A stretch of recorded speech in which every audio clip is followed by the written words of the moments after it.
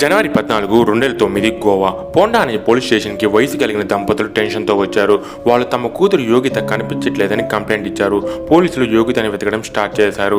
Next డేనే ఒక తోటలో ఒక చెట్టుకి వేలాడుతున్న ప్రాణాలు లేని యోగిత యొక్క డెడ్ బాడీని కనిపెట్టారు. పోలీసులు ఇది ఆత్మహత్య అని ఆ కేసుని క్లోజ్ చేశారు. కానీ యోగిత పేరెంట్స్కి ఇది ఆత్మహత్య కాదు, ఎవరో తమ కూతుర్ని హత్య చేసి ఉంటారని వాళ్ళ అంచనా. ఎందుకంటే యోగిత చివరిగా ఇంటి నుండి వెళ్ళేటప్పుడు ఒంటి నిండా నగలతో ఫంక్షన్కి వెళ్ళి వస్తానని చెప్పింది. తన డెడ్ బాడీ స్పాట్లో ఆ నగలు కనిపించలేదు. 2 నెలల తర్వాత ఆ పోలీస్ స్టేషన్కి ఒక కొత్త ఇన్స్పెక్టర్ వచ్చారు. యోగిత పేరెంట్స్ ఆ ఇన్స్పెక్టర్కి ఇదంతా డీటెయిల్గా చెప్పారు. ఆ ఇన్స్పెక్టర్ సీరియస్గా యోగిత కేసుని రీఇన్వెస్టిగేషన్ చేయడం స్టార్ట్ చేశారు.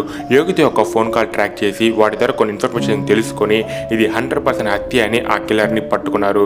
అక్కడితో యోగిత కేసు ఫినిష్ అయింది. కానీ ఆ తర్వాతే ఆ కిల్లర్ కేసు స్టార్ట్ అయింది.